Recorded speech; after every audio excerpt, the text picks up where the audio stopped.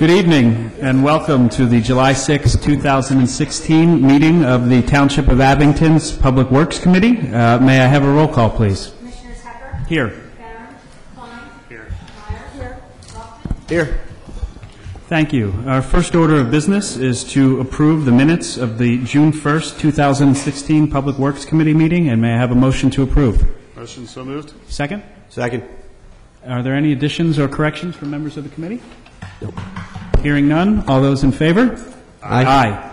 Thank you. This evening, the Public Works Committee has 3 items of business for consideration. The first, PW1, and this is a motion to approve and enter into contract with N. Abenizio Contractors Incorporated for the Old Welsh Road Sanitary Sewer Project Phase 1, contract number 149, in the amount of $956,415 to be funded from the sanitary sewer retained earnings, and I so move. Second. Do we have questions from members of the committee? Commissioner Klein. So, Mike, we're sure that Abenizio is not, there's nothing going to happen here. They're going to stick in this time? Yeah, once they're awarded the bid, they'll do the work, and they'll do a good job. It's just the first time around, things got a little hairy. And it says we're taking this out of retained earnings. There's still possibility of using the bond, or? Well, I think they're about one and the same right now. I'm pretty sure Kevin's going to use bond money, but I didn't put it that way. Okay. And then where are we with, have we heard anything back from the golf course about the north side of Old Welsh Road? Not yet. We're still trying to work on them. Okay. Thank you. Other comments and questions from commissioners? I'm sorry, I did have one question. Commissioner Klein. And this is going to take care of, was it Sybil Lane, that small four? Yes. This will be part of that to go back down to Durham's paper mill? That's correct. Okay. Sorry, thank you. No good. Any other comments or questions? Comments from staff? Members of the audience? Hearing none. All those in favor? Aye. Thank you.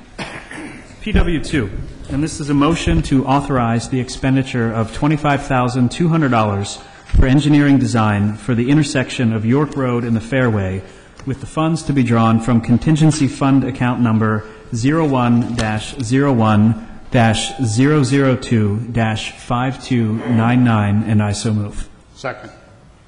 Thank you. It's been seconded. Any comments or questions from members of the committee? Fellow commissioners? Staff? Members of the audience? Hearing none. All those in favor? Aye. Aye. Thank you. PW3, and this is a motion to advertise ordinance number 2122 to approve the intergovernmental agreement between the Wissahickon watershed municipalities and wastewater treatment plants to work together in developing an alternative TMDL plan for the watershed, and I so move. Second. Any comments or questions from members of the committee? Commissioner Klein. I'll just repeat my comments from last time that I hope everybody votes for this. I think it's a great idea for the municipalities, the 16 municipalities, to work together, including the 4 wastewater treatment plants, and Michael's involvement has been invaluable to the group. So, thank you. Michael, is there any new developments since the last time we spoke about this in No, committee? you may recall last month we did discuss it, and we considered approving the agreement by motion, but after receiving input from the township solicitor and also the county solicitor, both who suggested it be done by ordinance, that's why it's back on the agenda this evening for a motion to advertise. Makes sense. Thank you. Any other comments or questions from members of the board? Comments from staff? Members of the audience? Hearing none. All those in favor? Aye. Aye. Thank you. And that concludes the committee's formal agenda for this evening. We will now entertain comments from members of the audience on general matters of public works. Hearing none, I will entertain a motion to adjourn. So moved. Thank you. Meeting is adjourned.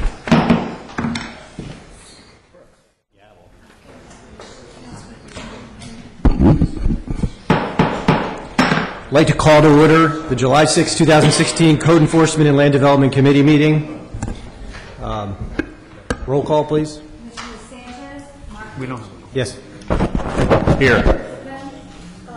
Here. Do I have a motion to approve the minutes from June 1st, 2016? Second. All those in favor? Aye. Minutes approved. So the committee has no business at this time. Is there any public comment on any issues related to code enforcement and land development? With that, do I have a motion to adjourn the meeting? So moved. Adjourn.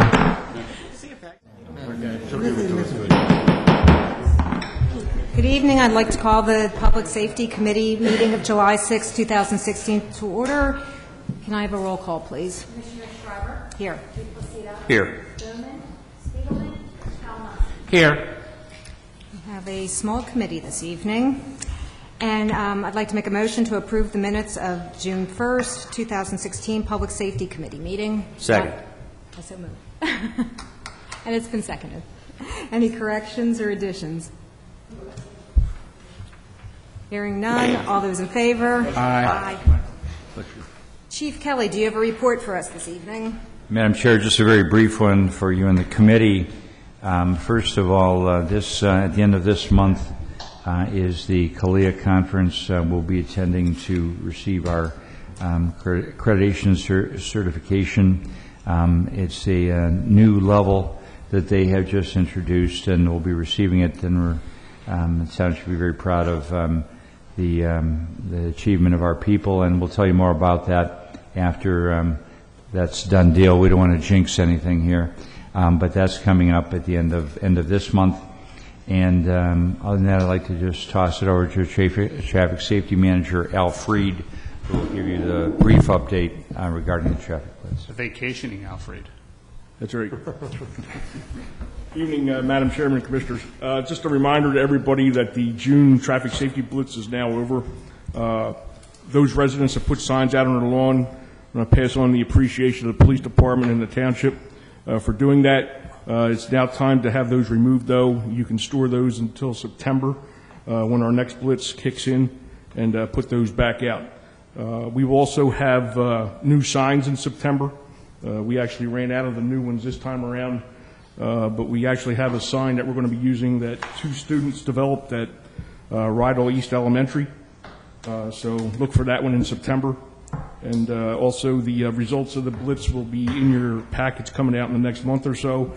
Just a note on there's a couple roadways that have asterisks next to them, and that's because you're going to see the numbers there are kind of, I'm going to say, low.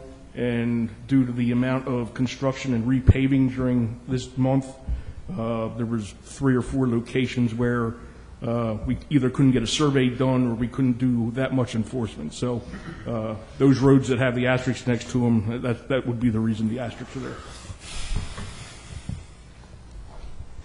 Madam Chair, I'll add that we're researching that and determining whether doing road repair is more effective than having a traffic safety unit for the township. So we'll be back to you with an update on that. Yeah, I think it is. Thank you. And we have our award-winning second alarmers in the house tonight. Do you have any report at all? Or? No additional report, Madam Chair.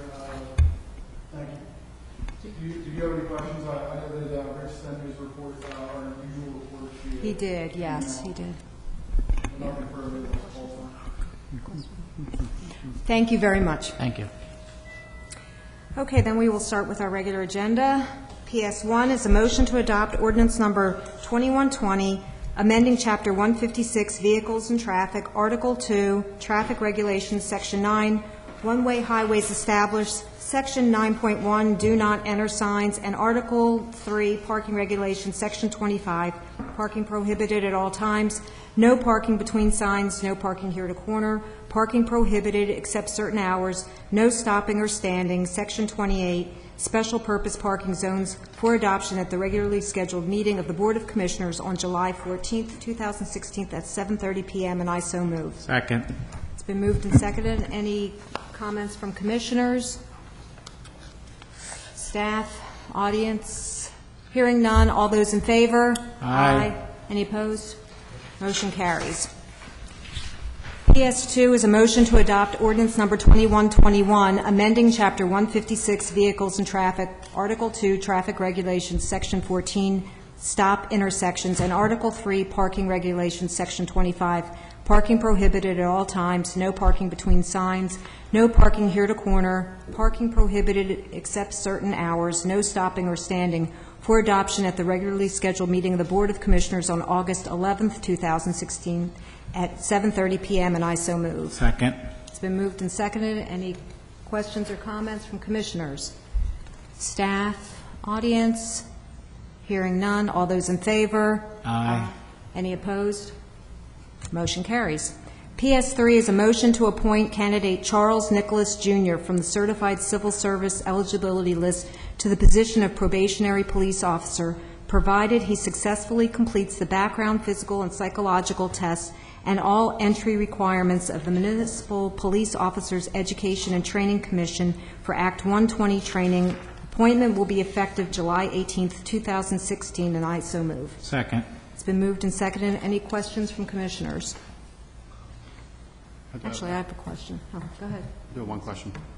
Chief, they didn't, this, the one that withdrew didn't start anything? We didn't expend any money on training or anything at that point? That's right, Commissioner. He had not even started, just completing the process, and he withdrew of his own accord. Gotcha. Thank you. John, on that same order, this candidate and the next person, there was a skip down of a number of, is that because we had already put some people in, or did they go elsewhere, or they dropped out of the process? No, the reason for the way that they are out of order is the necessary starting dates. If you look at the second candidate, he has not yet had Act 120 training. So there was no sense in hiring him first because he had to go to the academy. There was no academy starting until September. Okay. So therefore, we skipped over him, hired this gentleman that you just talked about, and now we're coming back. The next one will be the second candidate. Okay. If that makes sense to you. Yeah, no, there was just some other numbers that, like, skipped down to 10, and I didn't know if in the previous go-round last month if we had maybe gotten those numbers in between.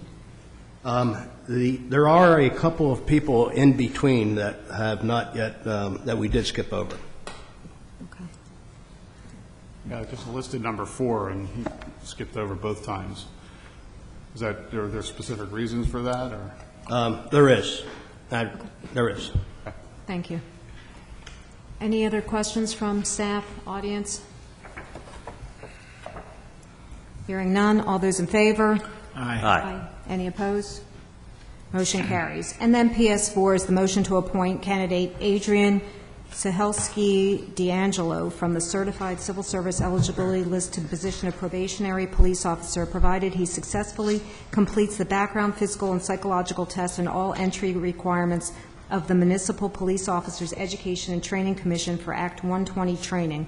Appointment will be effective September 12th, 2016, and I so move. Second. It's been moved and seconded.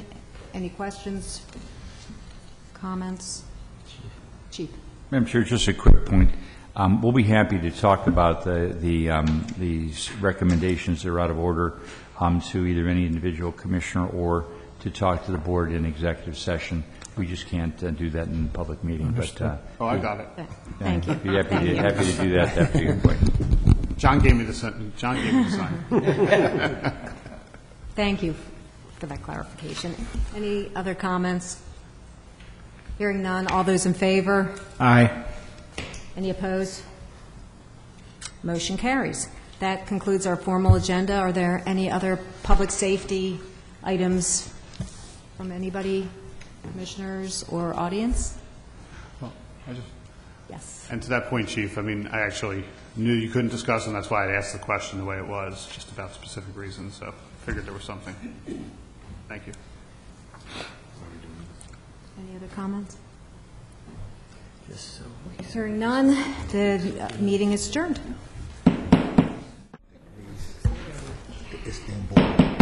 Okay, my big double-header evening tonight. I'm calling to order the Public Affairs Committee meeting for July 6, 2016, and I need a roll call. Commissioners Spiegelman, Quillen, Schreiber. Here. Here. Here. I'd like to make a motion to approve the minutes of the June 1st, 2016 Public Affairs Committee meeting. Second. Any corrections or additions? Hearing none. All those in favor? Aye. Aye. Aye. Okay, Doug Wendell, our Director of Parks and Recreation, has a report this evening. Thank you, Madam Chair. Just a quick mention, the U.S. Open trip to Flushing Meadows has done really well, so all the tickets are gone. We do still have a few seats left on the bus, so if someone would like just transportation up there, they can purchase their own ticket and then travel with us, save all the aggravation. So if they're interested in that, there's still about 3 or 4 seats left, and they should just call our office. Anything further? That's it. Thanks. Okay, then we'll start with our formal agenda. PA1 is a motion to adopt resolution number 16021, approving Abington Township 2016 one-year action plan and community development block grant budget. And I so move. Second. It's been moved and seconded. Do we have an explanation or anything you want to say about that? Yes. Good evening, Madam Chairman and Commissioners. What's before you is a proposed budget for annual fiscal year 2015. The 2016 budget. The 2016 budget is derived out of the proposed budget for 2016 is derived out of the 5-year comprehensive plan that we embarked on last year. Is a requirement as a subrecipient, or as a recipient of federal funds, to do a 5-year plan where you solicited public comments, citizen participation. You talk to housing advocates, a slew of agencies that are involved in dealing with providing services to low to moderate income families. During that process, the township received comments from parents from the Crestmont Park Summer Youth Program asking about an improvement to the existing facility, which is known as a roundhouse, which is a red octagonal building which was never intended for the use that is currently used. Currently, the Parks Department runs a very successful summer program with youth and having an attendance of about 75 to 80 children there that are from the immediate area. In that program, the children, unfortunately, do not have a lot of facilities. In working with, having received those public comments from the parents, I had worked with the Parks Department and talked about the possibility of improving them. I would have to also add that the Parks Department, back in 2007, presented a master plan for Crestmont, which included either doing major renovations to the existing roundhouse or replacing it. And being consistent with that plan, what's proposed before you today is doing a small, modest building with a large meeting room and other support services. This will be a building that will be operated by the Parks Department, and they will continue to run programs out of that facility. Thank you. I was going to probably ask your same question. This is so the drawing of the drop building diagram we have in front of us, that would replace that roundhouse, not the pool facility, correct? Correct. Correct. Yes. So it would not be involved with that. Okay. Very nice. It's very beautiful pictures. Thank you. Thank you. Thank you. Let me ask a quick question. And then I just have a question about, because I'm sure everybody else has lots of other questions, but the Summer Youth Breakfast Lunch Program, is that buying into the thing that we had talked about? Yes, Madam Chairman. So that would be reimbursed then? No. We're looking, consistent with your investigation and Commissioner Kalinowski's investigation with the Sunday Breakfast Rescue Mission, we're looking to tap in and provide that through our program. We won't be able to do it this summer, but it's for those children that the Executive Director testified on, that there's 28 children during the school year receive meal programs. We're looking to provide that through the CDBG funds for the next summer program. And there's possibilities of expanding that to reach those children and others that would be income eligible. Because the program I talked to at the state, they reimburse, so we should probably talk about that. I mean, I don't know if we need this in addition to that, but their funding is available to reimburse for anybody that's in a certain, they identify places, and the Crestmont area is one place that qualified. Yes, I was aware of that. Yeah, so so the money that was put out was reimbursed by a state grant. That's great. We can look into that and expanding it. But because of the time essence, I just had to put the budget in. But during the next several months and preparing for next summer, we can look at that and even expanding it. But more specifically, the CDBG funds can go beyond Crestmont and go to other communities.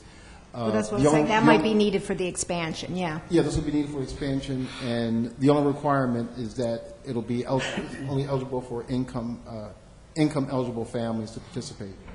Okay, thank you. Commissioner Gillespie. Thank you. I just have a question. 1,740 square feet, correct? Yes. And it's $500,000? That seems really high from a real estate angle. Agreed. But my position is to make sure that there's adequate funding for the project. Also, you have to keep in mind that we will have to comply with Davis-Bacon prevailing wage rates, which is a little bit more expensive. But the budget is in front of you is not what it's going to cost. It's what I have to allocate to make sure that there's money to pay for the building when the costs do come in. Okay, that makes me feel better. Thank you. Commissioner Luker.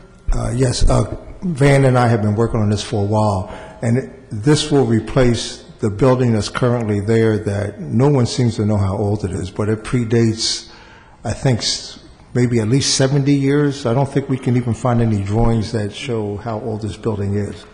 But I think it's about time to tear it down and put something of this magnitude in its place. So it's long overdue, so I think the timing is perfect. And we've been working on this for a while, and also incorporating those lunch programs that you and Commissioner Kalinowski were talking about. We were talking about that, but because of the time frame, wasn't able to do anything this year, but I think moving forward next year is something we can do, and this would be a perfect place to see activities like that occurring. Absolutely. And it would be township property on township property, so it's a win-win situation. Thank you. One other question. So is the community, there's like a big community room, right? Is that something that groups can rent out or whatever, or in some way schedule and use that for a meeting or something if they want to do that? Yes, through the Parks and Rec Department. We would just permit it out as we do other facilities now. Okay, great. And it looks like there's a patio, too, so they can maybe even put food out. Especially for the summer playground program, it really adds a dimension of safety and just comfort for the kids, because right now there's really no shade.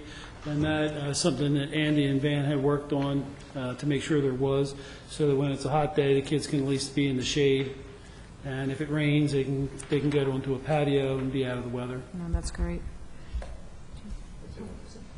Yeah, I just want to comment that I think this is a great development, and I want to commend Commissioner Luker and Van for working on this. It's beautiful, and I think it's going to be a major asset to the township, and it's exactly the kind of thing we should be doing. So it's very, very impressive, and I just want to give kudos to you guys for bringing this to forefront.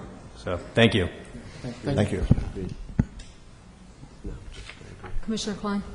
Yeah, Van, can you go into what the Ardsley Community Center accessibility project is? It is to put in a wheelchair lift. It's a two-story structure that there's no accessibility for those with physical disabilities to get to the second floor. So we found a location, a closet on the second floor, and a mechanical room that is an air plenum that we can put in a wheelchair lift. It's not an elevator, but when requested, the building can be made accessible to those that need the assistance. Okay. Thank you. I have one other question, actually. I think this is part of, I'm a little confused. Oh, no, never mind. It's on PA2. I'll come back to my question. Lori. Commissioner. Thank you, Commissioner Schreiber. My question is, the budget amount in item 1 here, the $500,000, how does that relate to the agenda item 2, where we're making adjustments to this, and the budget is in the amount of $945,000? Sure. Thank you for asking that question, because that's come up before. Again, it's just to allocate funds. It's not how much is going to be spent, but I have to allocate funds to cover the total development costs. The $500,000 or the $275 a square foot construction cost that is allotted is for the building. I also have to account for soft costs, which are professional fees, architects, engineering, site survey, land development, all the other soft costs that go into it. They will be procured, and under the procurement regulations, that we will secure professional services that are bid. It won't be anything that will be extravagant. So whatever doesn't get used gets put, it remains in our budget. Got it. But it's that the item that you saw for $900,000, that's just how much is allocated. Right, that's the all-in allocation, It's just the projected allocation. current estimate of what the total cost would be, building and all of the other things that you've mentioned here. Yes. Okay, thank you. So since we're already on some of the stuff for PA2, I know we haven't voted on PA1 yet, but some of the things we're taking off to amend this, like the sewer project on Neisler and the Grove Park lighting and things like that. So is that being covered in some other way, or maybe Yes. that's the manager? Is that through you still? Yes, the Grove Park lighting was completed by our Parks and Works department. Watson Avenue was installed by Parks and Works, and the other two remaining were no longer desired to be completed, so that was removed. The storm sewer projects? Yes. All righty. Any other questions, comments? So we're back to PA1 now. Yes. All those in favor? Aye. Aye. Any opposed? Very good. Good job. Thank you. Okay, moving on to PA2. Lost my agenda though here. PA2 is a motion to adopt resolution number 16022, approving the substantial amendment to Abington Township's Community Development Block Grant budgets for fiscal year 2013, 2014, 2015, and 2016, and I so move. Second. Been moved and seconded. Any comments or questions? We already went over most of it. We got the answers Very for that good. already. All those in favor? Aye. Any opposed? Motion carries. PA3 is a motion to approve and enter into a contract with Kimmel Beaugret for the preparation of construction documents for a new community facility at Crestmont Park in the amount of $78,000. Motion to approve and enter into a contract with A.H. Adams and Company for accessibility modifications at the Ardsley Community Center in the amount of $13,125. The entire amount to be paid with HUD funds and no township funds, and I so move. Second. It's been moved and seconded. Any questions or comments? Commissioner Klein. Van, can you, the numbers of the Kimmel Beaugret proposal, are these proposals all A&E proposals, or are they just architectural proposals? A&E, They are A&E? architects and engineering. Right. I guess I have the question, I mean, I know all these firms in some way, shape, or form. I'm not sure why we're choosing a firm that's the second highest. They're all these firms are, I mean, this is a fairly simple building, and regardless of the design, I'm not sure why we would choose, I mean, I know it's not specifically township funds, but still, I mean, I don't understand why we would spend that. I mean, there's 16% of the construction cost or the overall project cost, which I know is more than that because you have other things built into that. So their percentage is actually even higher. I just don't understand why we would go with somebody with the second highest. Sure, that's a good question. Staff had prepared an RFP, pretty extensive RFP, that was based on a merit system. There was 5 categories in which you scored. In setting up that system, we had a selection committee in which I'd like to thank Assistant Township Manager Tara Weimeyer and Superintendent Ann Yoles, in which we went through a process to evaluate the proposals received. We shortlisted 4 firms and had 4 firms come in and make a presentation. Looking at the 4 firms, the one that had the most impressive and depth of knowledge and experience was the firm that is recommended before you. When you have gone through a process, you compare an interview against the other applicants that are preparing. There were 2 firms that led that had the experience to be able to work on a project, and the firm that's recommended had an extensive experience with municipalities where the others did not. It is probably recommended to go with someone with a lot of experience doing civic buildings and working with the complexity of dealing with federal funds, there's a question that came up concerning the front-end package that you need, the bid package, Davis-Bacon compliance. There's a plethora of documents that the federal government requires to have. Starting out with someone with no experience, it's a tough road to hoe, and a lot of burden will fall on staff to navigate through the process. It may look a little bit more expensive in the beginning, but in the long run, you really end up saving money with someone with extensive amount of experience administering a project with similar funds. What was the other firm that was under consideration that had the experience? Daily Jolbert? Yes. Okay. And did Kimmelberg Brett provide these drawings as part of their proposal or as a request of the interview process? No, that was done several months ago under my due diligence of investigating the building, where they were hired for a limited amount of money to do schematic design development. I got the information from the Parks and Recs, what the program was for the building, and asked for someone with a tremendous amount of experience to put that in a plan to start beginning to do the due diligence, and what eventually led into getting an RFP to other architects for them to understand the scope of work for the proposed building. Was this information, was this information provided to the other bidders? Yes. Okay. I mean, I guess, well, I still don't, I mean, I get all the things with the federal regulations, and having gone through some of that stuff, I still can't rectify the difference in numbers. Some of these firms that are considerably less can still do the same work.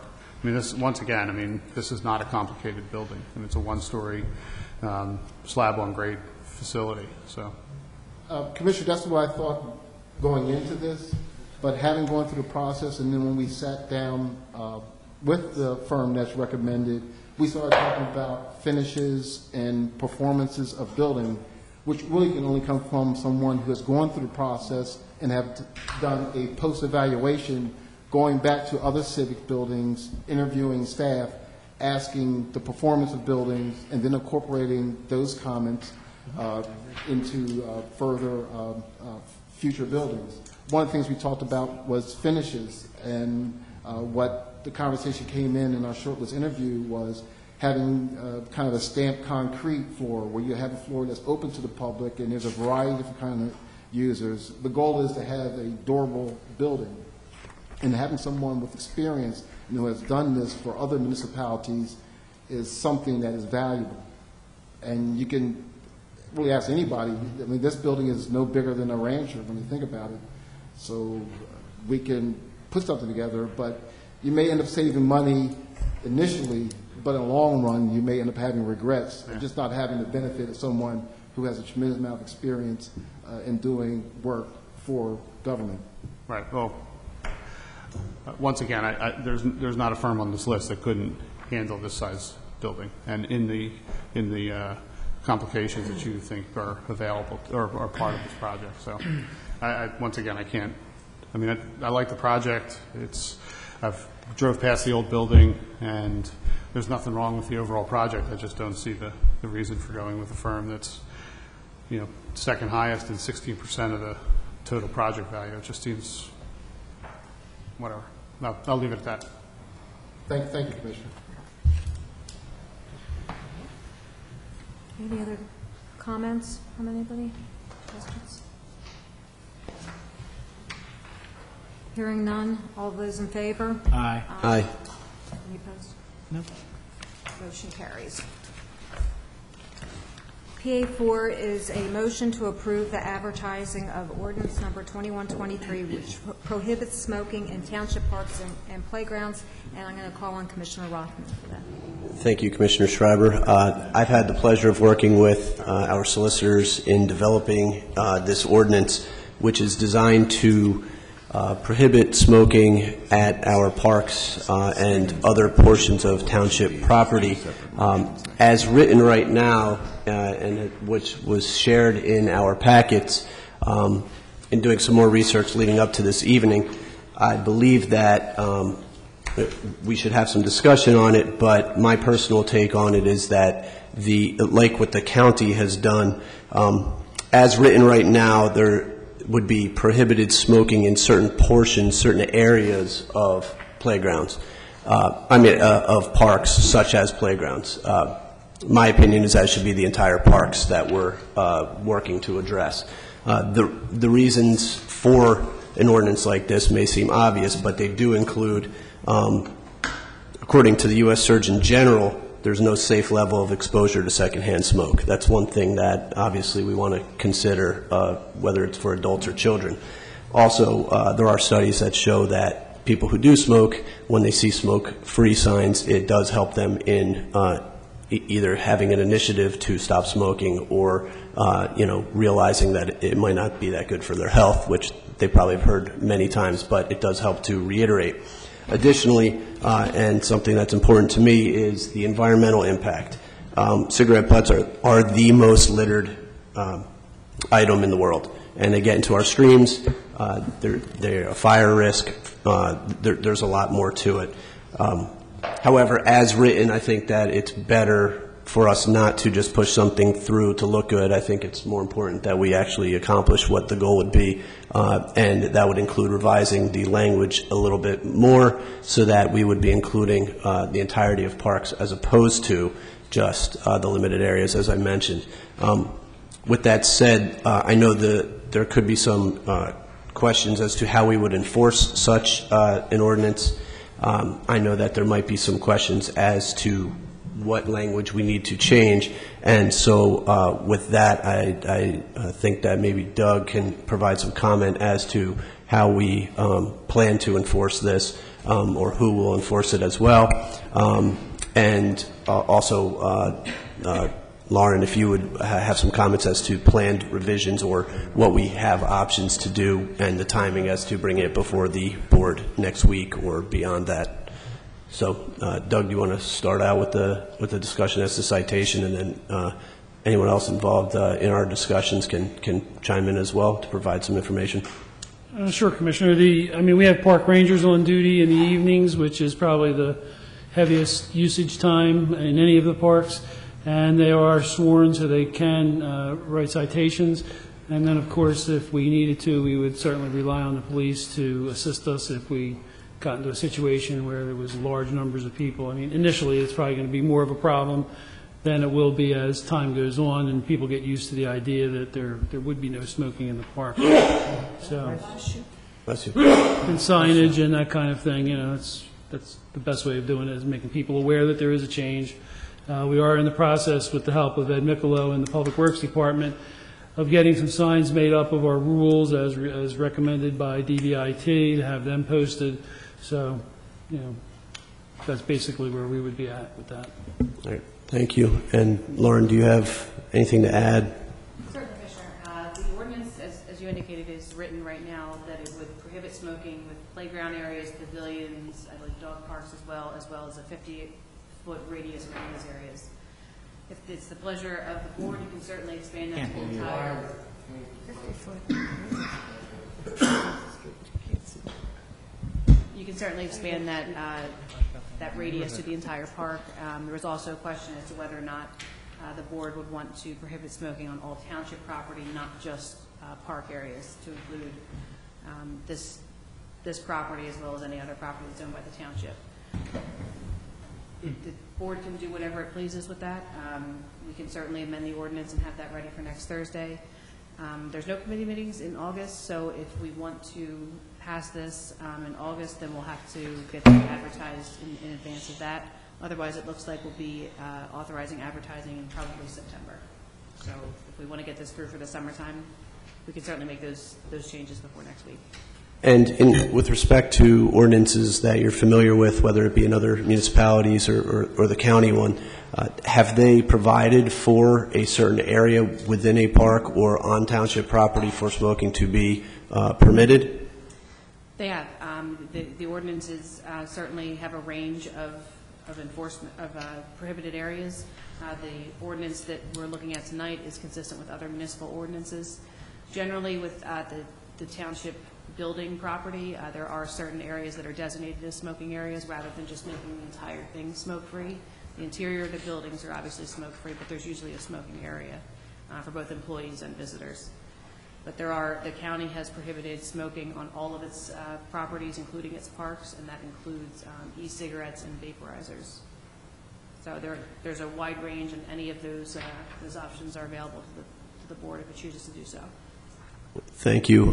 Thank you for the hard work on this, and Michael as well, and Doug for many emails back and forth. I appreciate you bearing with me on my investigation. So I have some questions on that. You're saying the county does totally prohibit in their parks? There's no designated area? That's correct. And how are they monitoring it, or who? Who issues the citations? Yeah. The park rangers wouldn't have the authority to do so. It would at the county level, I'd imagine that the sheriff. I think park rangers or the county have the authority. Ours don't. I think. The park rangers or the county may have the ability to. And I don't mean this to be funny, but do citizens call it in? I mean, how do, or do we have constant monitoring or citizens are calling it in? I'm sorry, say that. Complaints? Kind of similar to a variety of complaints that come in. So if you have that as a situation, are the parking lots also included, and can people smoke within their car? If their car is parked with the windows rolled up on the, I mean, we're talking about people, I'm the most non-smoking person on earth. I believe in this. However, the reality is you're talking about people with an addiction. So if they're in their car and they are smoking, is that going to be something? On township property, it is in violation of the ordinance. And we've discussed in the emails that there may be a significant inability to enforce in many ways. I don't believe in us just throwing something out there that's unenforceable or just to send a message, but that certainly is a major component of it, is to send the message, signs sending the message, and there are, we see the other end, but there are many people that do follow rules when they see signs, and the absence of them doesn't provide, that message.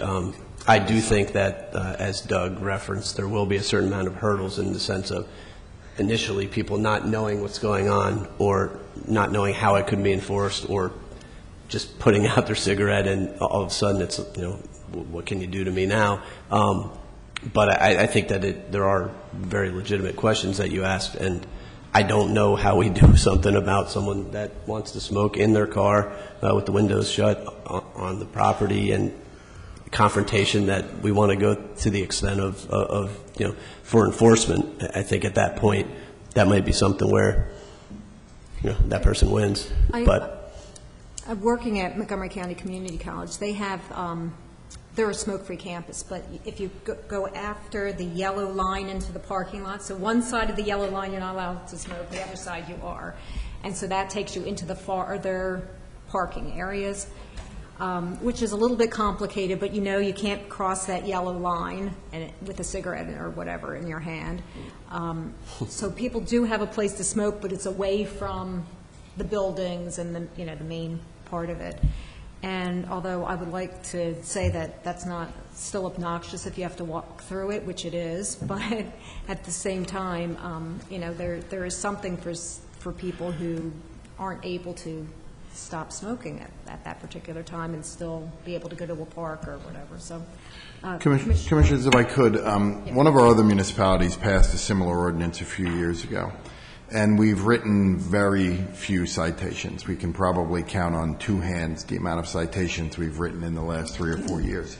But the amount of smoking in the parks has dropped, and we just did it around the playground equipment and things of that nature. The amount of smoking in the parks has dropped dramatically, because once people see the signs, and once even if they don't see once the other people who may have children, will point it out to them. We've had reports, people just comply, but they have and it's not an issue. Areas, the other ones that you've written, designated areas? You can smoke anywhere other than in the playground area. So you can go into the parking lot, you can do whatever in this other municipality. You just can't smoke in the playground areas, near the ball fields, things along those lines. But the smoking in the parks has dropped dramatically just because the signs are up. And I'm imagining that people don't necessarily, when they see the signs don't say within 50 feet of here and there. It just says smoke-free park. Is that? I believe it says smoke-free young lungs at play, something like that. I believe that's what it says, and then it has the little code section and the amount of the fine and everything, and so. So I mean, in essence, we don't necessarily need to go well beyond with what we have here to have an impact made, but certainly it's something that I think we should, as a board, strongly consider. Commissioner Gillespie. Thank you. I just wonder, do we have a big challenge with smoking in all the parks?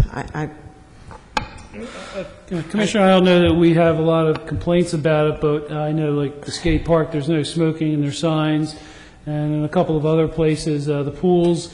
Last few years, we were having a lot of complaints because the smoking area was over in the same basic area as the picnic tables, and the people were eating were complaining about the smoke and all that. So we made a decision to have a smoking area outside of the pool, so you had to leave the pool to go outside, Right. and it's been complied with. But that's the pools. So, I mean, but look, the parks. I mean, I've certainly been to a lot of soccer games, and I don't see a lot of people smoking.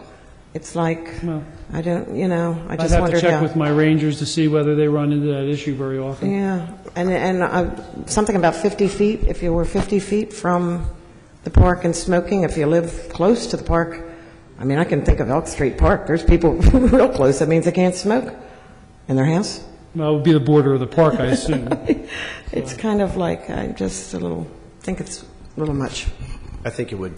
Is that accurate, that the border of the park would change that for people No, I mean, who the border, live? like, as Commissioner was saying, Elk Street is very small. It's probably about the size of this room, and the houses butt up against it. So my assumption would be, and Lauren, you can tell me if I'm wrong, that the no smoking would carry to the edge of that property and not into the personal property beyond that. So Right. if somebody was smoking on a sidewalk, I mean, you might not have, if you say 50 feet, that might be pushing it a bit for someplace like that, though. And I can say at Alverthorpe Park in Ward 3, I've received many complaints from residents, and they keep coming. Yeah. As to smoking in the park. Yep. People, when they're walking through the trail, there's someone smoking in front of them, smoking near the playgrounds. Their kids are, the expected things. If it were a certain amount that was occurring, all of them. I mean, and I'm there quite often. I see it very Do they often. complain about fire pits right around the park that people have going? Just curious. Yeah, I get some complaints about fire pits. Fire Yeah, pits? sure. Well, they're in the park. I mean, that's where they cook. Just curious. Commissioner. So I guess I had the same question. Do you get a lot of complaints? I know at Penbryn, you have that smoke area outside the pool. You have the same at Crestmont, pretty much outside the pool. The only concern I would have, I would hate to see a lot of signs put up in the park. The park is, I know Penbryn, it's a beautiful park. I mean, signs at the entrances or a sign in the middle somewhere, I wouldn't be bothered. But if you're going to have signs everywhere, I'd probably have a problem with the signs. That would be my big concern. Commissioner, to answer that in a way, it's one of the things that DVIT has recommended for us is to have our rules listed at the entrance, at each entrance of the park. And so what we do is we don't list all of the ordinances in 115-1, Right. but the main ones, no dogs, no drinking, no this, no that, no fireworks.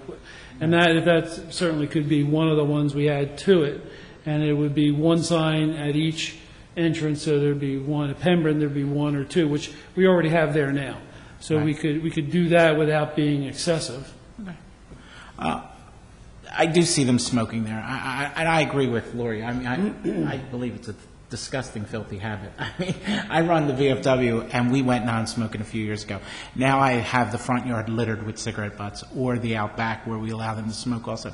So I agree with this, but my only concern would be keep the parks as beautiful as they are. I mean, they're well kept. I do see people smoking at the basketball courts and different areas, and it sometimes bothers me because whatever they're doing down there is what they're doing, and so.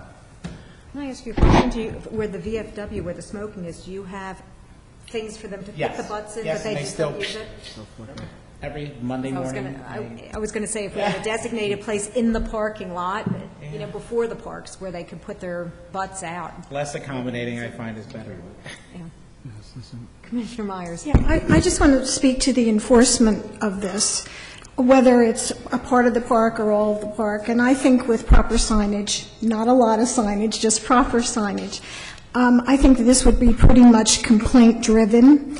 And in this day and age, I think that anyone that smokes where they're not supposed to, I would expect to see their picture on Facebook.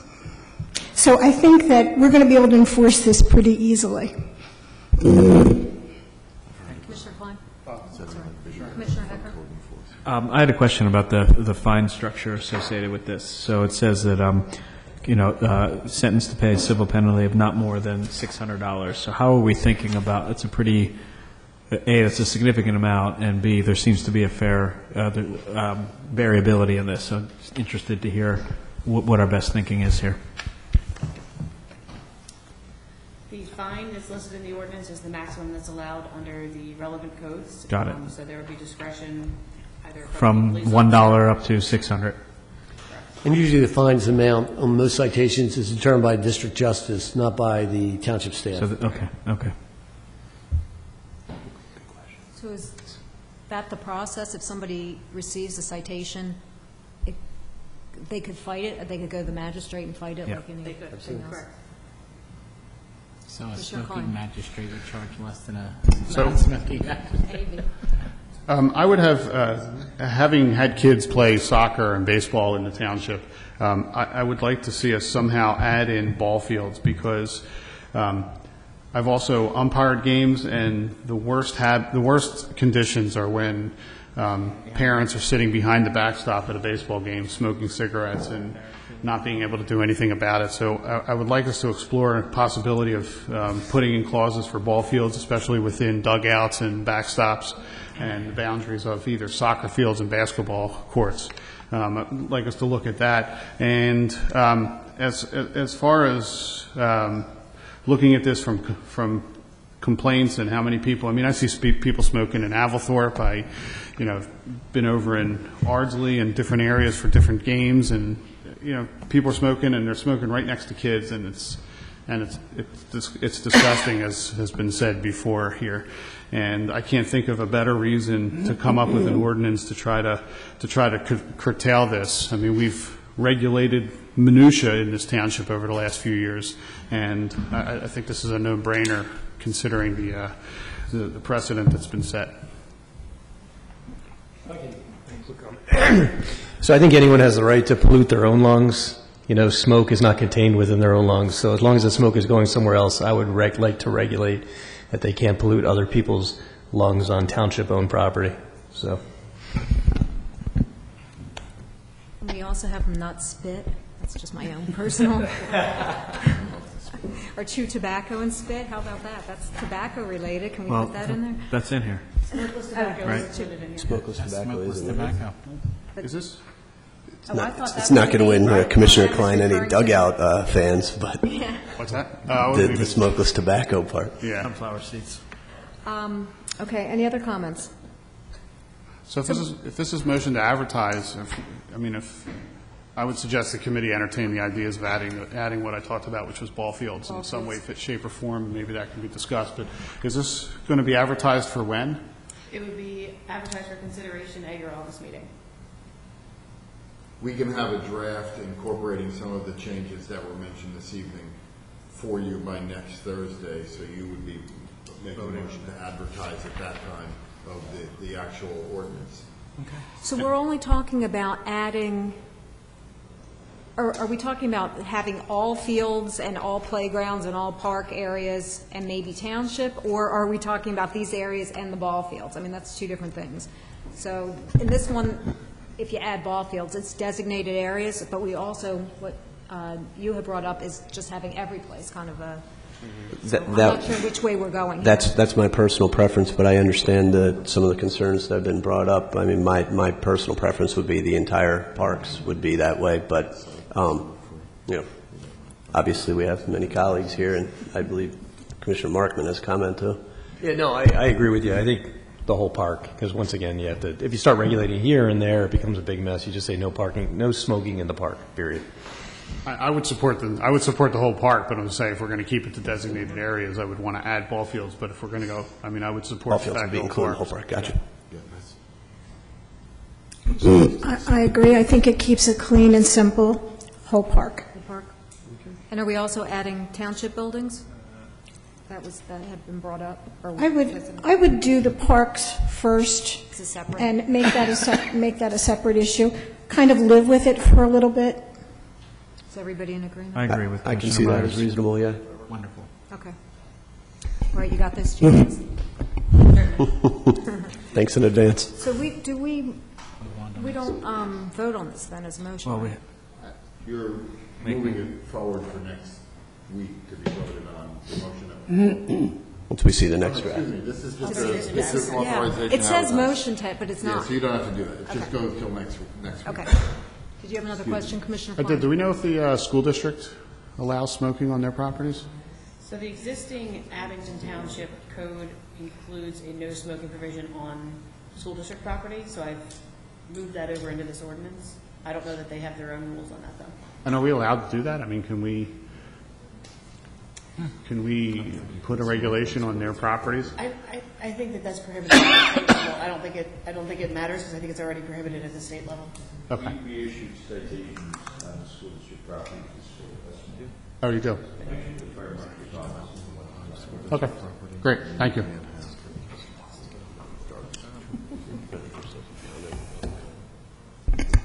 Mr. Bell, do you have a comment? I didn't sign up, but I'm a little confused. Name and address. What else is new, right?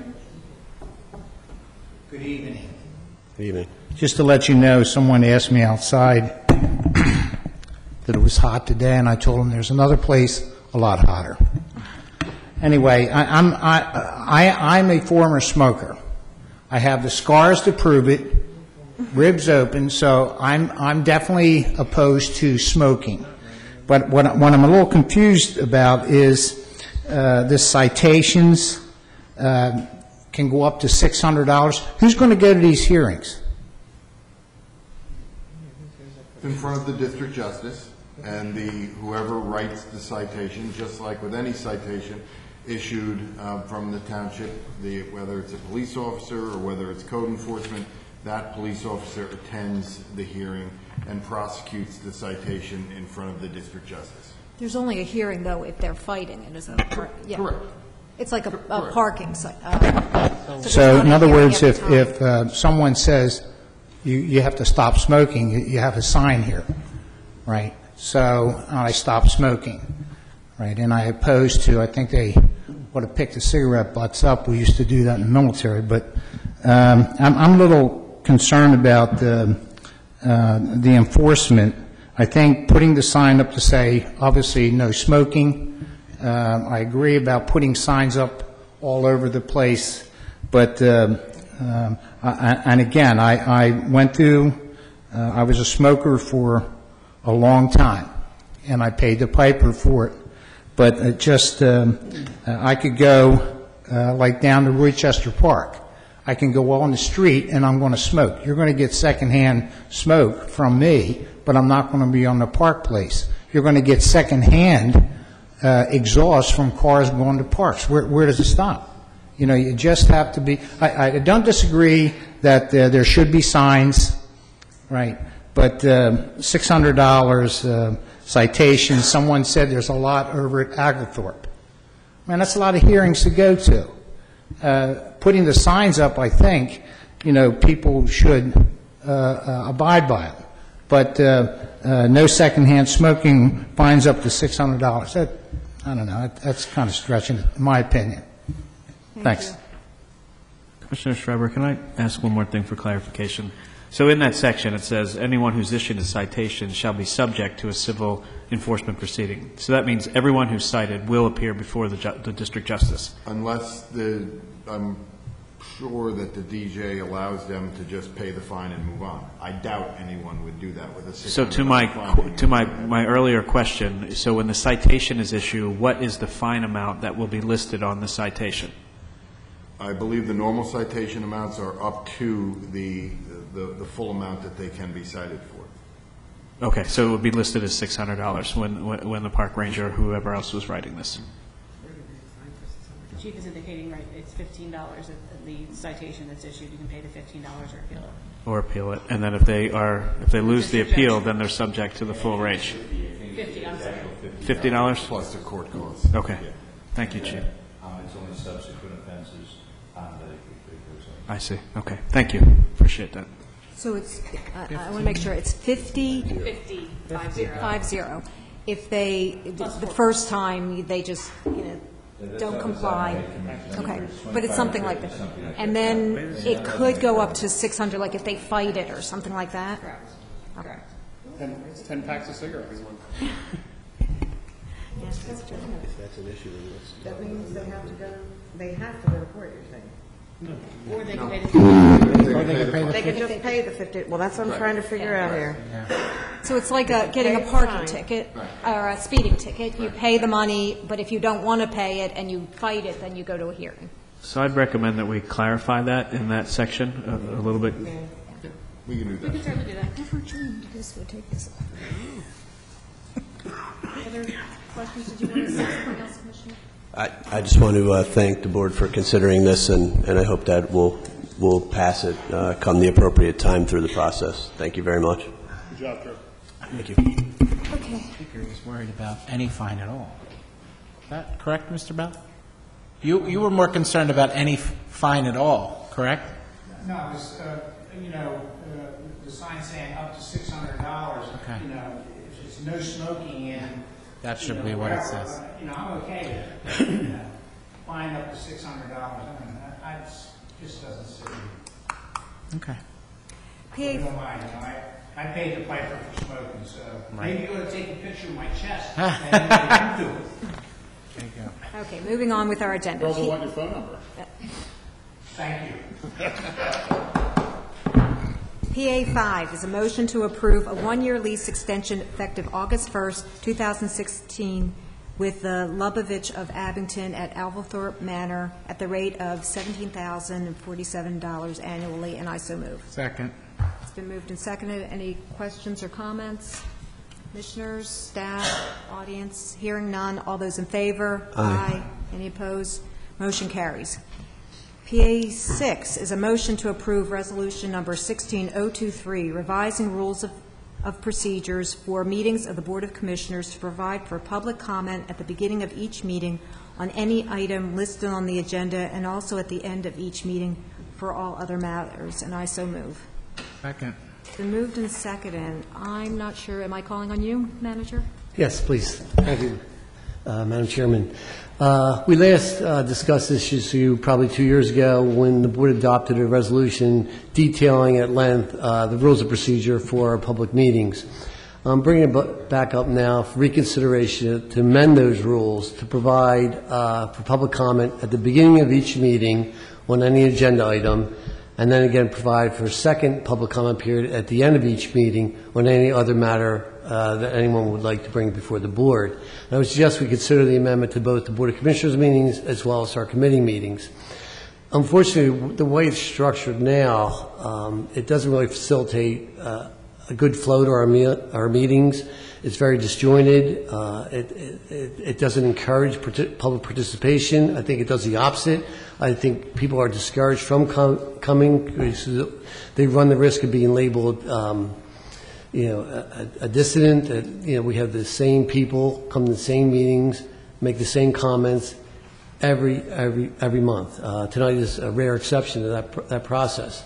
So I'm suggesting to the board that we amend the guidelines, and if you want to try it on a temporary basis, try for 2 or 3 months, see if you have a better flow to the meetings, and see if you're happier with the process. I think, if anything, by allowing the public to come at the beginning of the meeting and make any comment on any agenda item, actually be a lot easier for most people. On a meeting like tonight, where we have 4 committees in one evening, and we're fortunate we got through the process fairly quickly, but It'd be possible if somebody wanted to comment on a public affairs agenda item to sit here for 2 hours before that agenda item came up. By allowing them to come and comment at the beginning of the meetings, it would be so much quicker for everyone. I think a better process. I think you'll encourage more public participation, and you gain better control of your meetings. Thank you. I have some comments, but does anybody else? I do again. I like the idea. I know the school district does it that way. My only concern, I guess, would be, would there be public comment between each committee, or would it be just that evening of the meetings? Say if, like tonight we're having 4, we would have discussed all 4 committees with public comment in the beginning, and then any public comment at the end would go to all 4 meetings. How would that work? It's a good question, and it's really up to determined by the Board of Commissioners. We could, it could work either way. If you wanted to hold public comment at the beginning of each committee meeting on specific committee agenda items, and then again at the committee meeting on any other public affair agenda item or public safety agenda item, you could do so, or you could hold them at the end of the evening. That's certainly up to the board's prerogative, and you could do it in either way. I guess my other comment would be, would you allow the speaker to speak in the beginning, that length of time, and then after we went through the whole process, that speaker would get up again and disagree with what we've spoken about and continue again? Would you allow that speaker to get up twice to speak? Personally, I would not. It's not recommended. It's not structured that way. You'd have one opportunity to get up to 3 minutes. Sure. And certainly, the chairman of the board, the committee, at any time, if there's unusual circumstances, could extend the courtesy of providing additional time to a speaker, depending on the topic. So it's not like, you know, and we don't enforce that strictly. At 3 minutes, that we ring a bell and we make somebody sit down. There's a courtesy there and there's some flexibility there, but I think you have one opportunity to speak before the meeting, one opportunity at the end of the meeting, and that would be the extent of the public comment. I like it. You know, and can I just add? So I'm very supportive of this, and I think truthfully, if you did every committee meeting, it wouldn't really have much effect. So I think in the beginning and the end, it puts the onus on people to understand what's being said, and if they're not happy with what's being said, they have a full opportunity to say that. The only exception to the rule, I guess, that I'd be interested in is because, you know, developers come in, and if it's a large development project, if someone has party status, I guess, you know, there should be an exception, because what happens is a developer will make a presentation, and there is questions you may want to have answered by that particular developer, and we don't have that many large, you know, we don't have many development projects come in. But I think if there's one exception, it is if there's a development, because I think that's just, it's particularly sensitive area, and I think that would be important. But I think allowing people to organize their thoughts, to make a statement in the beginning, because then they can look at the agenda items, they can address whatever they want, and we hear that before we debate, as opposed to making it, you know, something that becomes very, very disjointed. The other thing that I think is really good about this is, I think, hearing it first, I think it provides that the commissioners will probably more openly express their ideas concerning the particular item. I think there's just a lot of things said that, you know, you're concerned because someone's going to jump up out of the audience and scream and yell at you and accuse you of things. So I think the truth is that, you know, I don't think, you know, I'm in a lot of townships and I see this, I don't think I'm seeing as much open discussion among the commissioners that I often see in other townships, because people are concerned that every agenda item there's going to be some accusation thrown at you by somebody from the audience. So in my mind, this is probably government working better, because you hear what the public comments are, and then you can debate among yourselves and decide what it is. And you're not up to scrutiny every 3 minutes and someone screaming and yelling at you. And, you know, you basically take what the public says, but then you have healthy debate among the commissioners. And I think there's a lot of smart commissioners here. They have a lot of ideas. And I think it will encourage more open and frank discussions in general. So. Okay. I have 2 concerns. I agree with what you said, but here are my concerns. One is sometimes something comes up on the agenda that somebody in the audience may have an expertise on it. Mr. Bell with his non-smoking, or you know, somebody from the environmental, you know, advisory happens to be here for something else, and then they hear what's sort of the Shade Tree Commission or something. And so sometimes the information they give us while we're on the agenda item before we vote is very valuable, and they may not know to say that before, or if they come in late or what have you. So sometimes I think what comes up during the actual, I know we don't usually get a lot of people here, but every now and then we have somebody that does come and they make a good point, and we would, I'm afraid we would lose that before the vote. So that's my one concern. The other concern is that people come sometimes with non-agenda items, and we're now going to hold them to the end.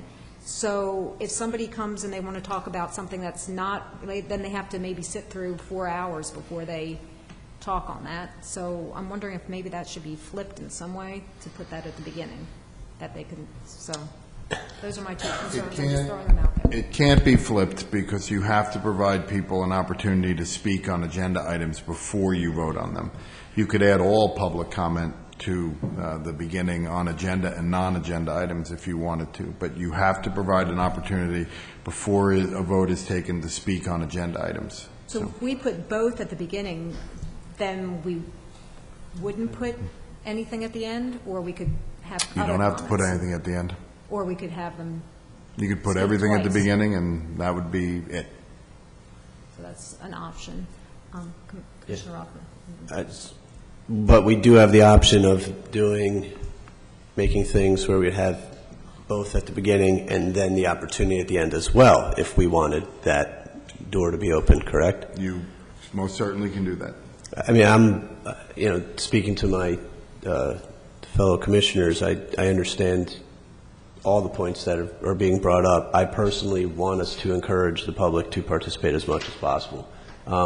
I do think that it would be more helpful if people were feeling comfortable to come and speak. I think there's a lot of very valid points that Commissioner Markman made, and I don't think there's a real clear answer to this. I think it's something where we're going to have to try it out and revisit it, like Michael mentioned. But that's my take on it. It's actually interesting. I don't want us all to be here all night every time. Commissioner Klein, did you have your hand up? Yeah, I guess my concern here is I don't have a problem with doing this kind of setup for the main board meeting, for our main business meeting. The committee meetings, and we discussed this way back when we did the procedures, and we ended up not going ahead with this flow of the meeting because people were talking about wanting to preserve the ability for people to for the public to come and discuss agenda items at the time that they're being discussed by the board. And when it comes to the committee meetings, I think I see the committee meetings as our working sessions where discussions happen between board members and with staff, and the benefit of hearing some of that stuff will affect the way certain people that from the public will come to those meetings and react, or maybe not even react. And it bothers me that we're looking at making this change because of basically one person who comes to our meetings. And I think that in the committee meeting sessions, I would hate to make this change and to the detriment of the majority of the public that may come for some agenda item that will be of interest of them, and they won't be able to make a comment at the committee meeting sessions with the knowledge of what's discussed among the board and what's discussed among the board and staff, because a lot of those things happen, especially, I mean, even if you're coming up here for, a simple land development, and there's neighbors here that are opposed to it, and, they may not have the savvy to have, status entered into the development. And I would hate to see that. I would not like to see this happen in the committee meeting sessions. The board meetings I'm fine with, because if you didn't show up to the committee meetings, which we've always said are the working sessions and where most of the work gets done and where most of the discussions happen, then you should watch the tapes. You should do whatever it is you need to do to get up to speed, and then make your comments at the full board meeting before the agenda items are actually voted on. I think the committee meetings should stay the way they are. I think we just need to do a better job of sticking to 3 minutes and making sure that that the people that come up and speak understand that it's public comment and not a session of public debate. And I think that's my opinion. I'm fine with making this change for the board meetings, but I'm against doing it for the committee meetings. Commissioner Gillespie and Heather, Yeah. you have your hand up also. and then Jimmy. No, I just had a comment. I think it's interesting that it came up because I was at the State Association of Township Commissioners, first-class Township Commissioners, and the comment to me, that's interesting you brought this up, was that there is so much public comment at your meetings, can't you control it? I mean, this is just commissioners talking at breakfast or wherever, and I just said, well, right now, that's the way we do it. And they just felt, from the other townships, and most of them like Delaware County, basically around here, not the western part of the state, but that we really have a lot of public comment, and it makes our meetings kind of long, and they just didn't know how much work we can get done. Just a thought. Flexible on their rules? No, most of them, that's what's interesting, that Mike just came up with this, that they said they have the same thing, beginning and the end. That's the comments. That's it. Commissioner Hopper? To your earlier question, Commissioner Schreiber, and Manager Lefevre, correct me if I'm wrong, but item B under the Board of Commissioner meeting procedures is unchanged from the previous version.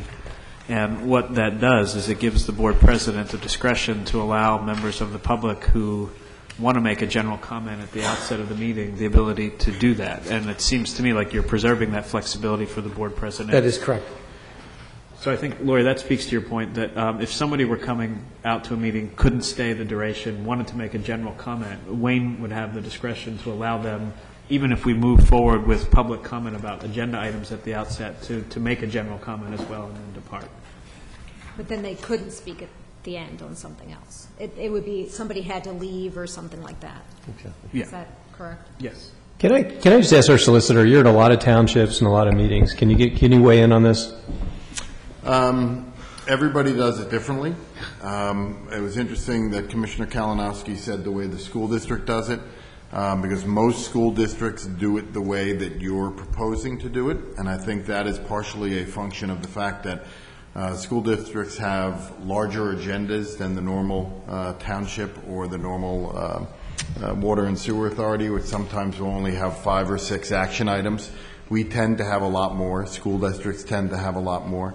But the way that it's being proposed here, I think, is becoming more and more the norm for the very reason that we're combating here, and that residents who just get up on each agenda item and try to in advance their own personal agenda other than just making a public comment.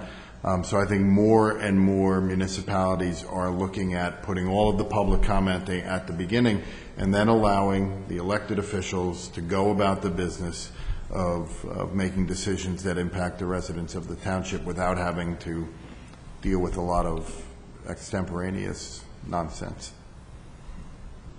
That wasn't a legal opinion at the end. That was an editorial. That's more of an experience opinion. Thank you. Sounds like one.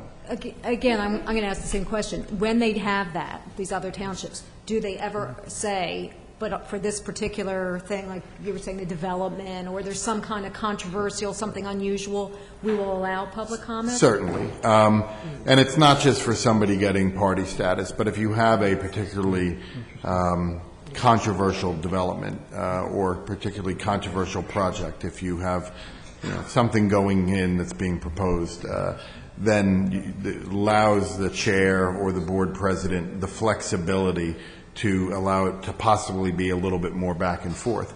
Because as you can imagine, there may be a development that's coming in, and once the presentation is made by the developer or the developer's attorney, that's the first time the members of the public really hear the details on it. So allowing them that opportunity then to get up and comment on what they've just heard is completely permissible by the chair, and I believe this change continues to give the chair that flexibility. But not just on development. No, but on all matters. But it's really going to come up with in a development, because you may suddenly hear, oh, they're putting in 12 gas pumps with this, or they're going to be open 24 hours, and the residents didn't know that from just looking at the application for whatever the business may be. The chief just asked a question about public hearings being an exception, but I think Commissioner Markman was talking about somebody getting party status as opposed to somebody just making public comment. But yeah, you'd be able to make that exception, so.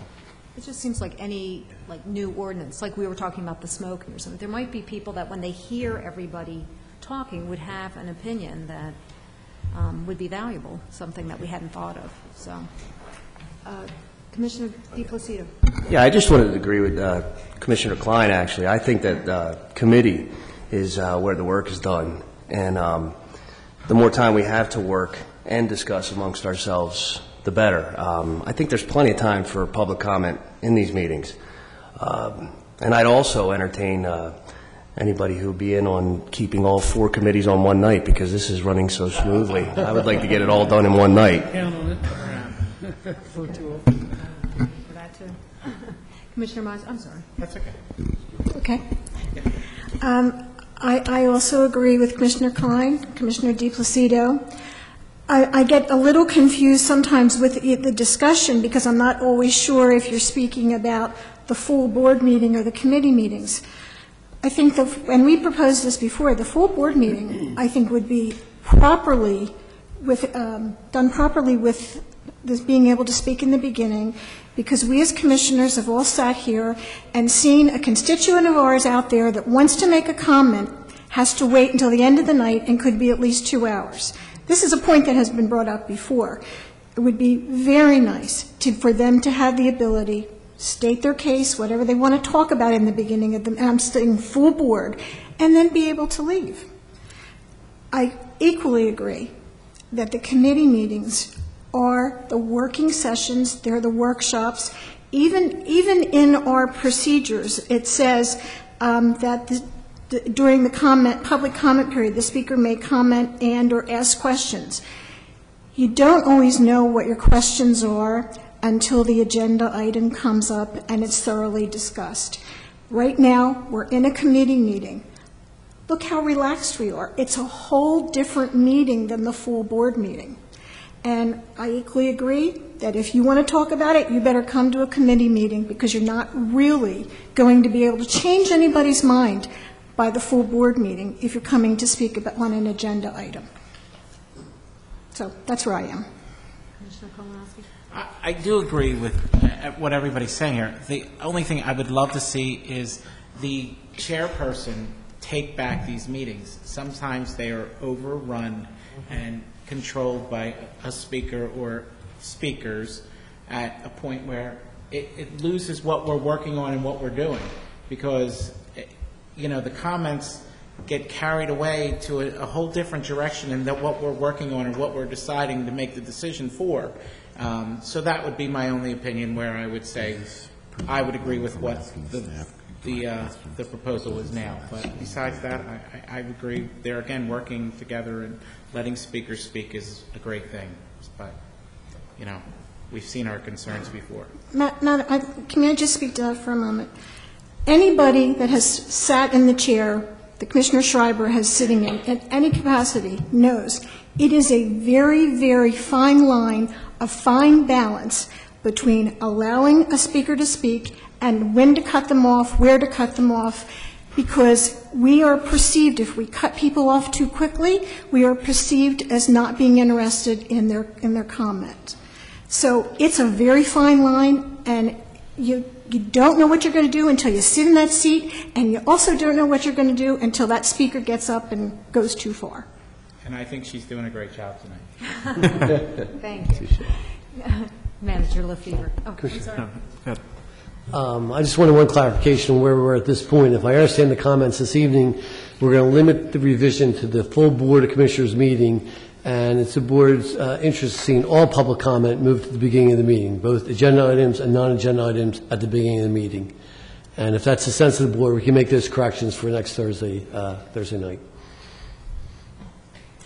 I am hearing that it's for the full board and not for the committee meetings. I think most people would agree with that. Yeah. I'm not sure that we're in agreement that everything should be at the beginning. So I'm not sure if we're at that, or if we should have the beginning and the end. So you talk on the So that's the choice, but would you like to, and did you want to say something too? I was just going to echo my agreement about the proposed plan in terms of starting with the full board, and then with the idea that maybe we revisit this again in several months after we see how this plays out at the full board, and we can make an informed decision about whether we want to extend that or not. Chief, would you like to say? Yes, Commissioners, the reason that most government bodies do not allow comments about anything at the beginning, only on agenda items, is that you could have a large group of people coming in talking about an issue that has no relevance whatsoever to the business you're about to do for the township. Considerably 50 people that all want to speak, and before you ever get to the business of the township, you had to sit through all of those, and especially if it's a hot issue where there's a group out there that wants to push that, you could have to deal with that meeting after meeting after meeting and not be able to get to the business of the township. So the reason why most governmental bodies put that at the end is that you, the focus is obviously on the business of the township that's on your agenda first, and then the rest of it would be afterwards. And, of course, remembering that it's not the only time people get to speak, either speak to you or to the staff. They can call us or stop and see us any time and do that. It's not like the only time they ever get to talk to us is at a meeting. But so I just want to point out to you that's normally why you'll see almost in every case they push non-agenda items to the end, because you don't want to see your meetings taken over for the other topics. So one of the things that had come up was having the agenda items only comments at the beginning, except that the chair can have exceptions if somebody needs to leave or there's some extenuating circumstance. It would be up to the chair for and that would just be for the full board. And then we're going to keep the committees the same way that they've been. Everybody on the same page with that? Yeah. Okay. That's my understanding. Thank you. Okay. And then there will be comments at the end of the meeting on any subject? That's correct. Full board. Full board. Full board Yeah. only. Full board only, not at committees. Yes. And we'll make those revisions for next Thursday. I'll adjust the motion so it's clear for next Thursday evening. So do we not vote? We pass this on, or what do we I think have? you can vote to pass it on with the changes that have been discussed. Do I have to make another motion? Did you make the motion originally? I did. Well, so then I if would you will accept the changes that have been accept discussed. the changes as discussed. All those in favor? Aye. Any opposed? Thank you. So that has passed.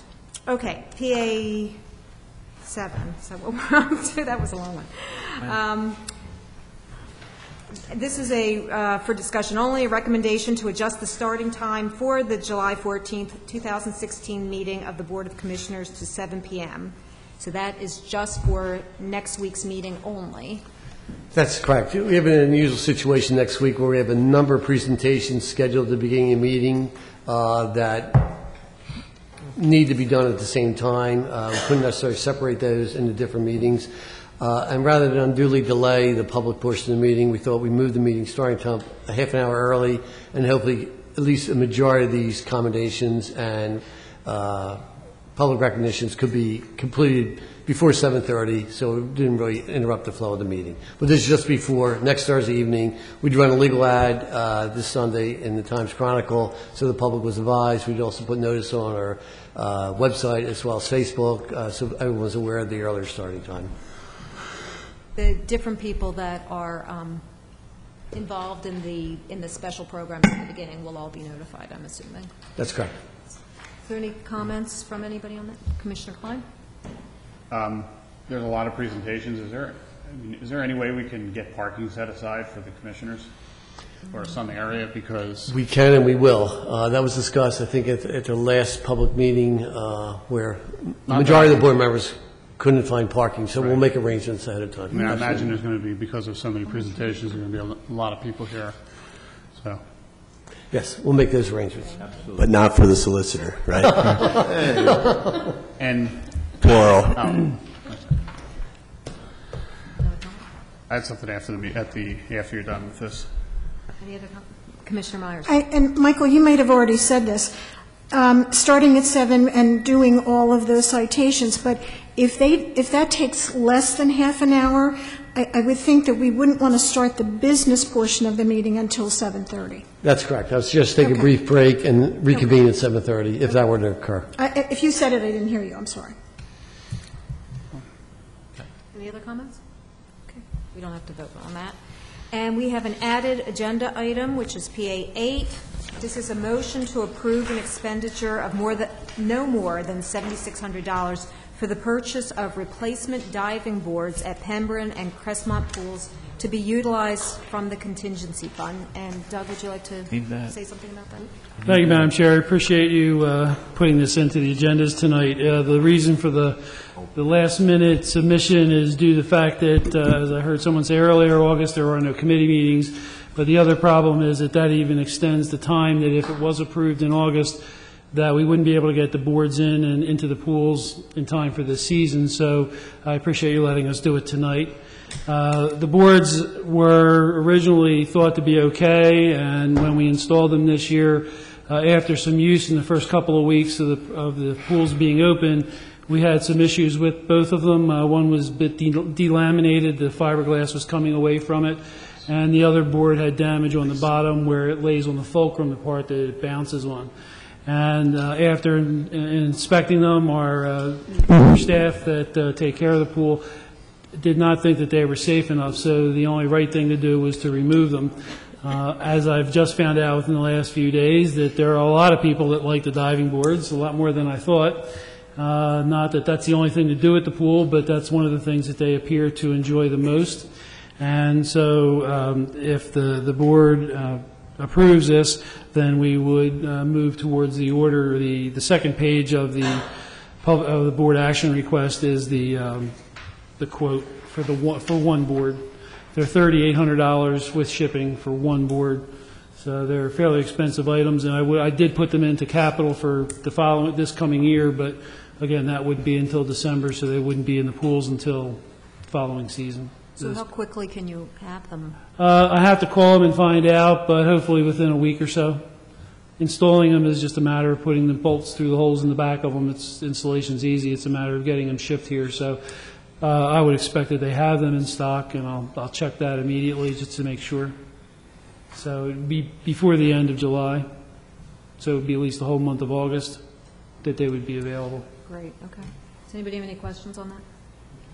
Commissioner DeCasio. Just a comment. I just want to thank whoever put this on the agenda. I took a call about this at 6:35, and this is like the quickest constituent service ever. You can thank the manager. Thanks, Mike. Any other comments? I'll second the motion. Why not? No. Okay. The motion has now been seconded. Any other comments? Okay, hearing none. All those in favor? Aye. Aye. Any opposed? Motion carries. Thank you. And that concludes our agenda. I had one comment. Unless anybody has any other comments on public affairs. Not to rehash it, but the board meeting procedures. I think one thing we should also give some thought to is our August meetings and reorganization years. The meetings we don't have committee meetings, and how we handle those. Oh, as far as comments? Yeah, like August meetings, we won't have committee meetings. So that would still be considered a full board meeting or a main board meeting. I would think that we would want to treat that as a committee meeting. Yeah, I think in that situation. Every 2 years, we have